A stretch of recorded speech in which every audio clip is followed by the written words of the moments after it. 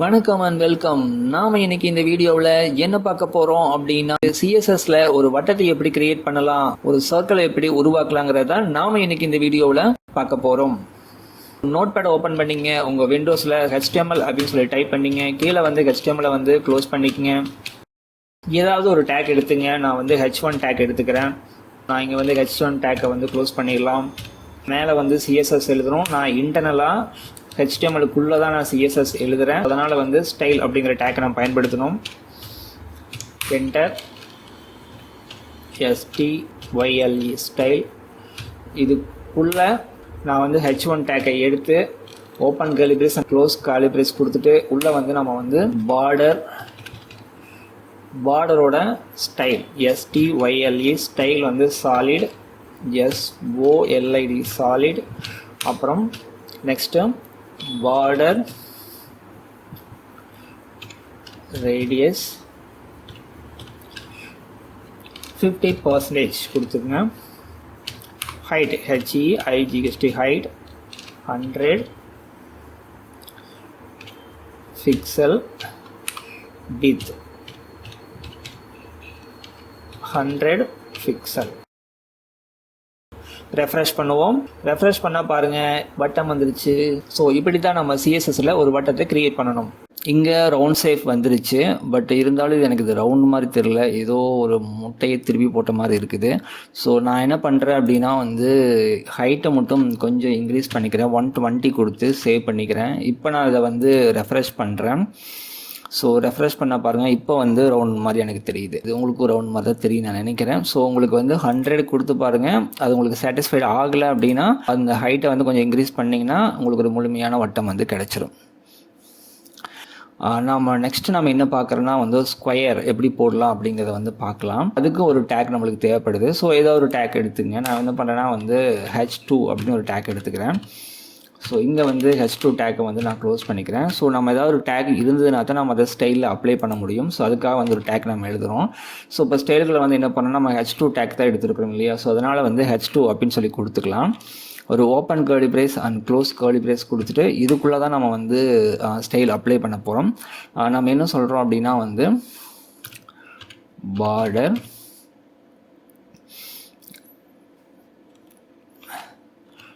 Solid red 2 pixel அப்படின்னு சொல்லி நான் வந்து கொடுத்துக்கிறேன். கொடுத்துட்டு enter. Height HEIGHT height 200 pixel. Width 200 pixel.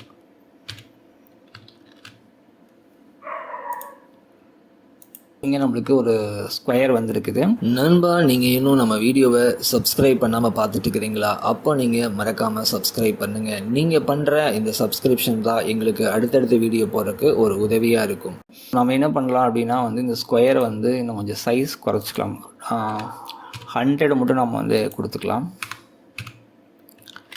கொடுத்துட்டு நம்ம இப்போ இதை ரெஃப்ரெஷ் பண்ணுவோம். ஓகே. இப்போ வந்து பார்த்திங்கன்னா நம்மளுக்கு கரெக்டாக இருக்குது. ஸோ நம்ம ஒரு ரவுண்ட் ஷேப் கொண்டு வந்துட்டோம். அதுக்கடுத்து வந்து பார்த்திங்கன்னா ஒரு ஸ்கொயர் கொண்டு வந்திருக்கிறோம். ஸோ நெக்ஸ்ட் நம்ம என்ன பண்ணலாம் அப்படின்னா வந்து ஒரு ரெக்டாங்கிள் நம்ம கொண்டு வரலாம். ரெக்டாங்கிள் கொண்டு வரது ரொம்ப ஈஸி தான்.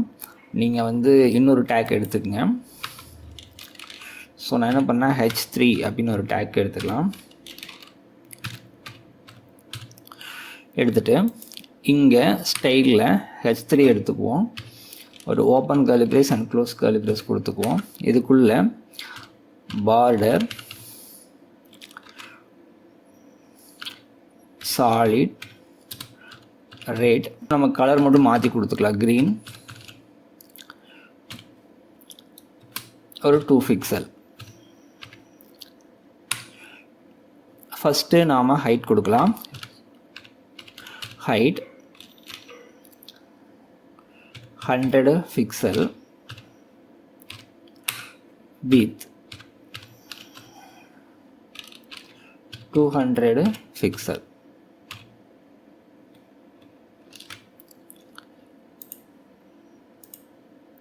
இப்போ பார்த்தீங்கன்னா உங்களுக்கு வந்து இங்கே ஒரு ரெக்டாங்கிள் வந்திருக்கும். ஸோ நெக்ஸ்ட் என்ன இருக்குதுன்னா வந்து நம்ம வந்து ஒரு ட்ரையாங்கிள் கொண்டு வரலாம். இதை நான் வந்து H4 வந்து க்ளோஸ் பண்ணிக்கிறேன். ஸோ இந்த இடத்துல வந்து நம்ம H4 அப்படி நம்ம எடுத்துக்குவோம். ஒரு open curly brace and close curly brace கொடுத்துக்குவோம். கொடுத்துட்டு ஃபஸ்ட்டு நம்ம வந்து ஹைட் கொடுத்துக்கலாம். HEIGHT ஹைட் வந்து 0, வித்து அதுவும் வந்து நம்மளுக்கு 0 தான். இப்போது பார்டர் ஃபஸ்ட்டு வந்து லெஃப்ட் எழுதிக்குவோம். ஸோ நம்ம தனித்தனியாக எழுதிக்கலாம். பார்டர் லெஃப்ட்டு 25 பிக்சல் கொடுத்துக்குவோம். Solid SOLID solid. Okay, border left 2 pixel solid transparent அப்படின்னு கொடுத்துக்கலாம். Transparent PARENT transparent. Next border right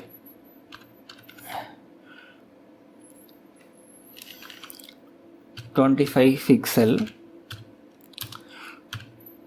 solid transparent.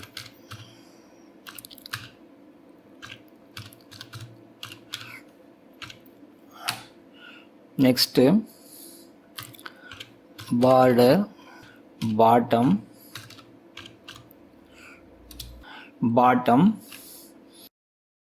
50 pixel சாலிடுன்னு கொடுத்து நம்ம ஒரு கலர் ஆட் பண்ணிடுவோம். நம்ம என்ன கலர் ஆட் பண்ணலான்னா நான் ரெட் ஆட் பண்ணுறேன். ஸோ ரெட் ஆட் பண்ணி க்ளோஸ் பண்ணிக்கலாம். நாம் இப்போ இதை ரன் பண்ணி பார்க்கலாம். ஓகே, நம்ம ரெஃப்ரெஷ் பண்ணியாச்சு. பாருங்கள், இங்கே வந்து ஒரு குட்டியாக வந்து ஒரு ட்ரையாங்கிள் வந்துருக்குது. நாம் இங்கே ஏன் டிரான்ஸ்பரண்ட் கொடுத்துருக்குறோம் அப்படின்னு சொல்லி ஒரு டவுட் வரும். இப்போ டிரான்ஸ்பரண்ட்டுக்கு பதிலாக நீங்கள் மாற்றி வேற ஒரு கலர் கூட நீங்கள் கொடுக்கலாம். பாருங்கள், நான் வந்து ஒரு எல்லோ கலர் ஆட் பண்ணுறேன். எல்லோ நான் ஆட் பண்ணிட்டு சேவ் பண்ணிவிட்டு இப்போ நான் ரெஃப்ரெஷ் பண்ணுறேன். பாருங்கள், ரெஃப்ரெஷ் பண்ணால் உங்களுக்கு தெரியும்னு நினைக்கிறேன். இங்கே பாருங்கள், வந்து இது வந்து ஒரு எல்லோ கலர் வந்து ஆட் ஆகிருக்குது. ஸோ இதே இன்கேஸ் இந்த பக்கம் நீங்கள் வந்து ஒரு எல்லோ ஆட் பண்ணீங்க அப்படின்னாலும் அது வந்து கலர் தெரியும்.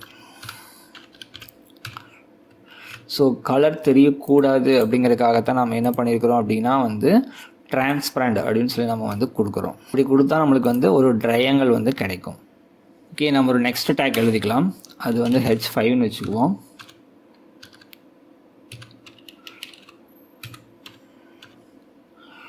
H5 நம்ம ஸ்டைலுக்கு அப்ளை பண்ணுவோம். H5 ஒரு ஓப்பன் கர்லி பிரேஸ் ஒரு க்ளோஸ் கர்லி பிரேஸ் கொடுத்துக்குவோம். ஸோ நான் இதை அப்படியே காப்பி பண்ணி கூட பேஸ்ட் பண்ணிக்கலாம். ஸோ நான் என்ன அப்படியே செலக்ட் பண்ணுறேன், copy and paste.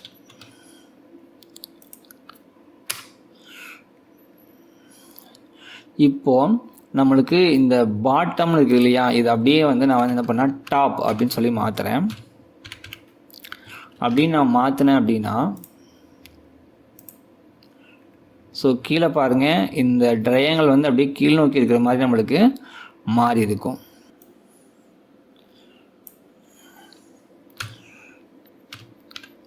Border top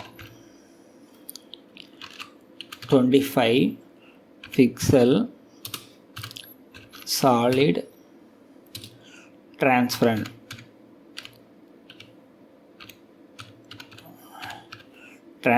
so next பாருங்கள், பார்டர் ரைட் 50 பிக்சல் கொடுத்துக்கலாம். சாலிட் இது வந்து நம்ம கலர் ஆட் பண்ணிக்கலாம் ரெட் அப்படின்ட்டு. ஸோ கீழே border bottom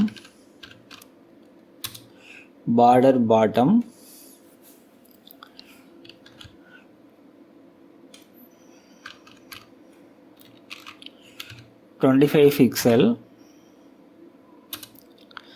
solid transparent.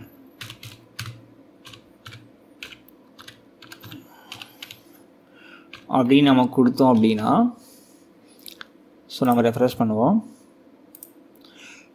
So refresh பண்ணால் பாருங்கள், நம்மளுக்கு இதே ட்ரையாங்கிள் வந்து நம்மளுக்கு லெஃப்ட் சைடு பார்த்த மாதிரி மாறி இருக்குது. இந்த இடத்துல ரைட்டுக்கு பதிலாக லெஃப்ட் அப்படின்னு நம்ம கொடுத்தோம்னா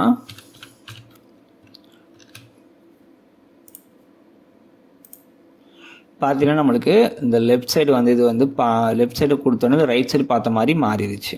ட்ரையாங்கிள் எப்படி போடுறது அப்படிங்கிறது உங்களுக்கு புரிஞ்சிருக்குன்னு நினைக்கிறேன். இந்த வீடியோ உங்களுக்கு புரிஞ்சிருக்குன்ட்டு நாங்கள் நம்புகிறோம். மற்றொரு வீடியோவில் சந்திக்கலாம்.